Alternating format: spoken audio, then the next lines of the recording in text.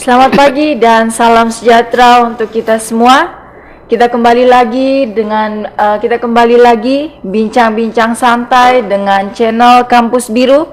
Hari ini kita kedatangan narasumber yang sangat spesial, yaitu Ibu Sinawati, Sarjana Komputer, Master Computer of Science, selaku Ketua Program Studi Sistem Informasi. Mari kita sapa langsung kepada Ibu Sina. Selamat pagi, Ibu. Selamat pagi. Sehat, Bu? Alhamdulillah sehat. Ya, terima kasih, Bu, sudah bersedia hadir pada hari ini sebagai narasumber kami. Pertama-tama, Bu, kita bahas visi misi dari sistem informasi itu apa sih, Bu? Baik, terima kasih.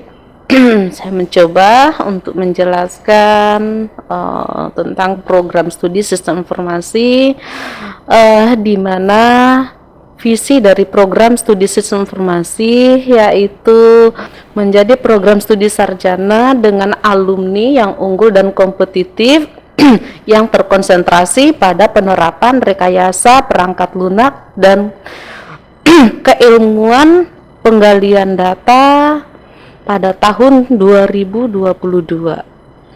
Ya, itu visinya ya, Bu? Ya, itu visinya. Kita lanjut misinya, Bu. Kemudian untuk misinya yang pertama itu adalah meningkatkan kualitas pembelajaran mahasiswa yang bergelar sarjana komputer. Yang pertama, kemudian yang kedua meningkatkan kualitas penelitian dosen yang berimbas pada penelitian mahasiswa yang selaras dengan keilmuan yang telah ditentukan.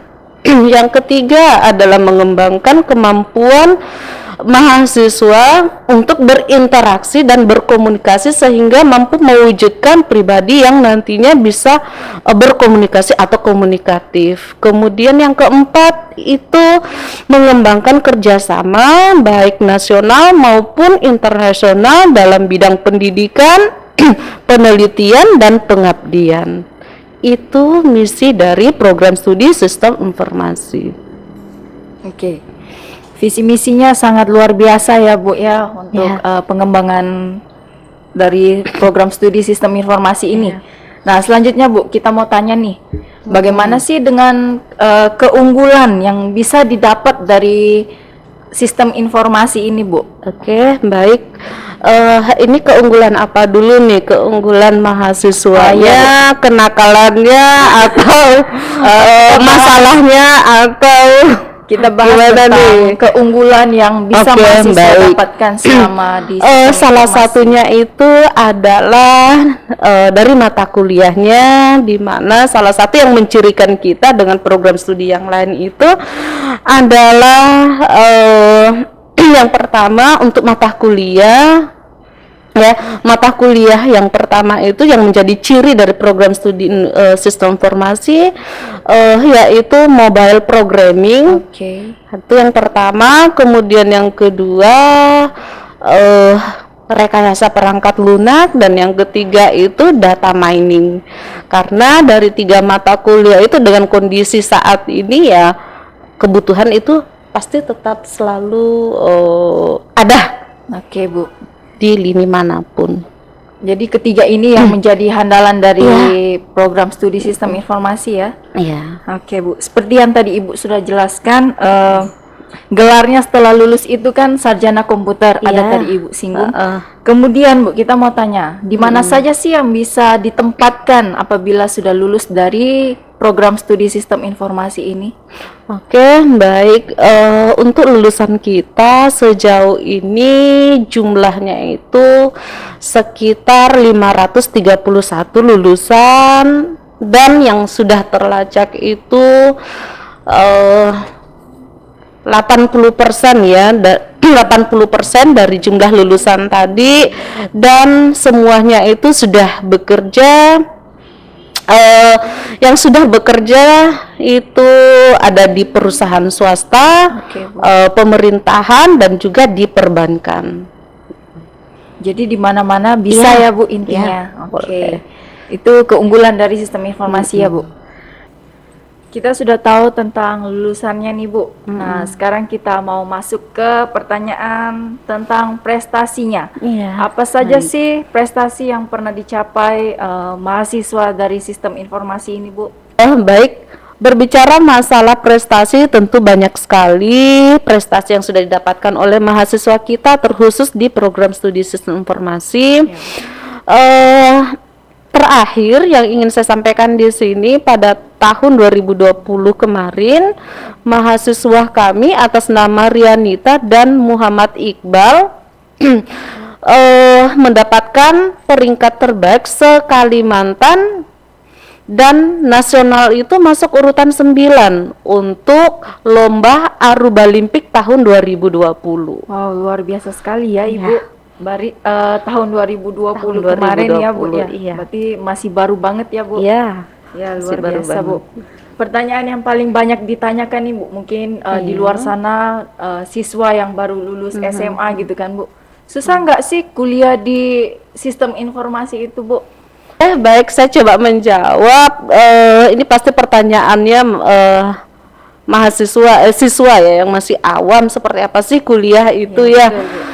Baik Mas, berbicara masalah susah atau tidak, kita kuliah di PPKIA atau di Tarakan, atau kita kuliah di luar pun, kalau kita selalu mindsetnya tentang kuliah itu pasti susah, pasti nanti akan susah terus. Dikatakan susah, saya rasa tidak. Toh banyak juga mahasiswa kita yang lulus tepat pada waktunya. Bahkan mahasiswa kami ada yang lulus hanya 3,5 tahun. Kalau kita berbicara lagi susah atau tidak, ya pasti mereka mengatakan nanti tidak susah, susah, gampang. iya, Yang masa studinya lebih dari 4 tahun pasti itu yang mengatakan susah. Susah. Jadi kembali lagi, dikatakan apakah kuliah di PPKIA itu susah, itu sangat relatif bagi Relatif saya. ya Bu ya. Jadi tergantung Tergantung siswanya dari ya, Bu. mahasiswanya. Oke, betul Bu. Nah, setelah pertanyaannya itu kan Bu, pasti ada lagi pertanyaan Bu. Saya ini kan dari sekolah ini. Kira-kira Bu, lulusan mana saja sih yang bisa masuk sistem informasi ini? Umum sih ya untuk itu, jadi semua jurusan saya rasa bisa, yang penting nanti bisa menyesuaikan dengan semua mata kuliah yang ada di PPK, terkhusus yang ada di program studi sistem informasi. Jadi kalau ditanya ya jurusan SMA, kemudian SMKA, itu, Bu, ya. SMK, SMKN ya, atau madrasah aliyah, semuanya saya rasa bisa bergabung. Tinggal bagaimana nanti mahasiswa itu bisa menyesuaikan dengan mata kuliah yang ada di STIMIK PPKIA. Begitu ya Bu. Jadi semua lulusan atau jurusan dari sekolah manapun bisa ya Bu? Boleh. Oke, terbuka untuk semua ya, Bu? Terbuka untuk umum. Nah, sekarang Bu, kita tadi kan sudah dengar tentang mata kuliah unggulan dari sistem informasi ini. Salah satunya adalah data mining. Saya tertarik Bu, data mining itu apa sih Bu? Kalau saya mendefinisikan pasti bingung juga nantinya ya, karena dikatakan data mining itu adalah suatu teknik yang digunakan untuk menggali atau menambang data dari sekumpulan data yang tersimpan di dalam data warehouse. Itu definisi. Tapi kalau saya misalkan menjelaskan di sini tentu masih bingung. Gimana sih maksudnya? Jadi saya langsung saja memberikan contoh yang kita bisa lihat dalam kehidupan sehari-hari, apalagi mahasiswa zaman sekarang ya pasti sering aktif berbelanja. Jadi salah satu penerapan dari data mining itu adalah aplikasi online shop. Ya, online shop. Itu bisa kita lihat. Contoh misalkan ketika saya memasukkan item produk yang saya inginkan, seperti itu ya. Tentu nanti kita pasti akan dapat banyak atau akan banyak menemukan produk-produk yang mirip sama atau yang ya, Bu. sejenis dengan item barang yang sudah kita dapatkan tadi, atau yang akan kita cari, seperti Itu yang paling dekat dengan sehari-hari kita ya Bu. Jadi Iya, betul.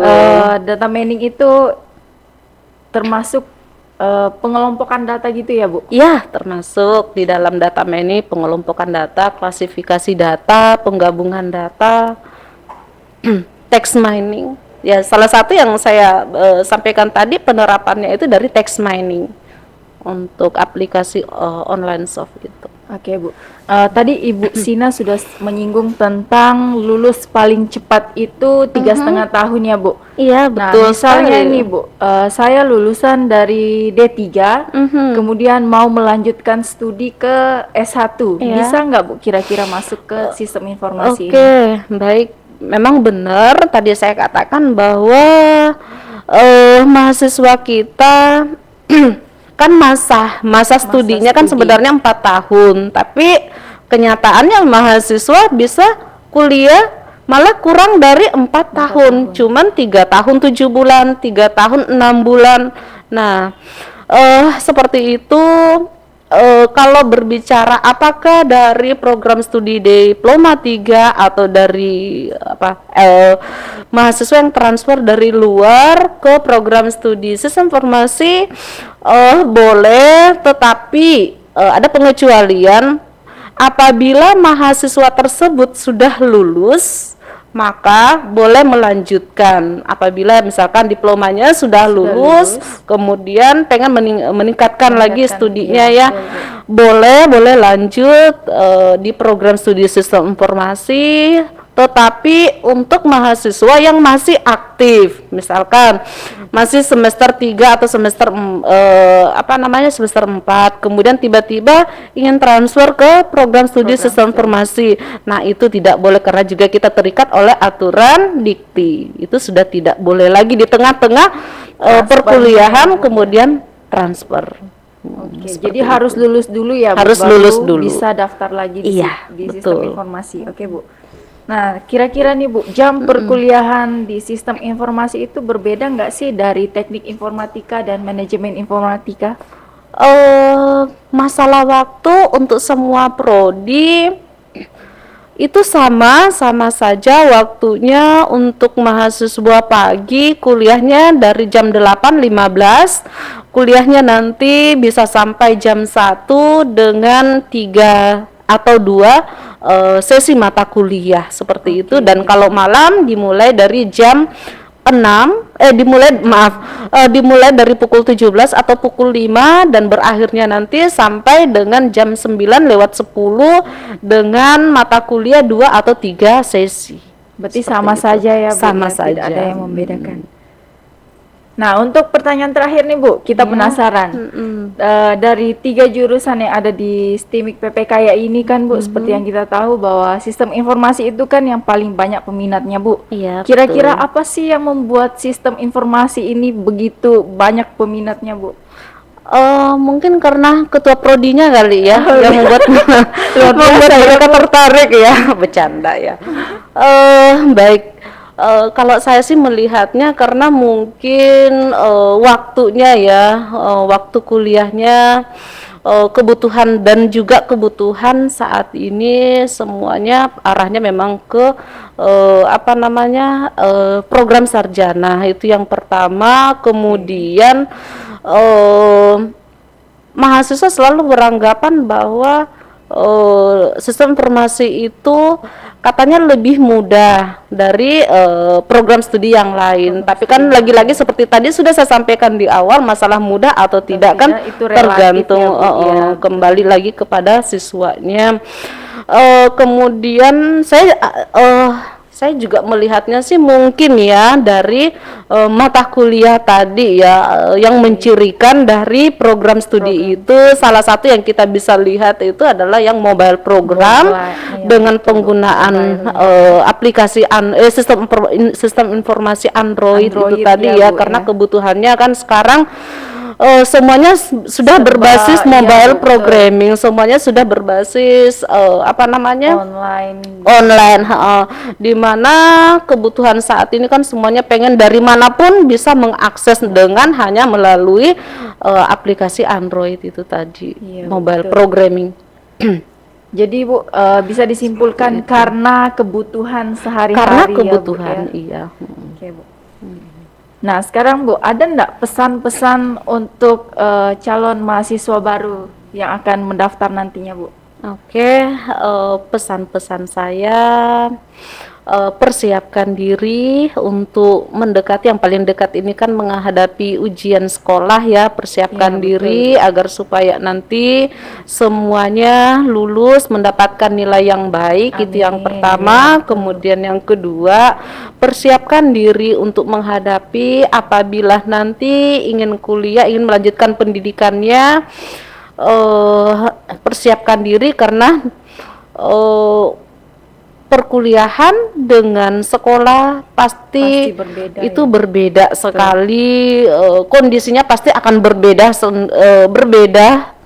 Kemudian dari sisi finansial ya pasti itu Ya, juga harus pasti, Bu. disiapkan, karena itu yang Betul. paling penting, karena mungkin sekolah untuk sampai SMA nggak Nggak nggak bayar ya, Bu. menggunakan Iya, biaya yang nggak ini ya. biaya. Nah mungkin kalau kita kuliah pasti itu juga paling utama, selain sikap juga perlu ya, karena kan kita menghadapi masa kuliah itu juga salah satu tuntutannya ya, kita dari sikap, pola pikir, kemudian perilaku itu juga harus berubah ya.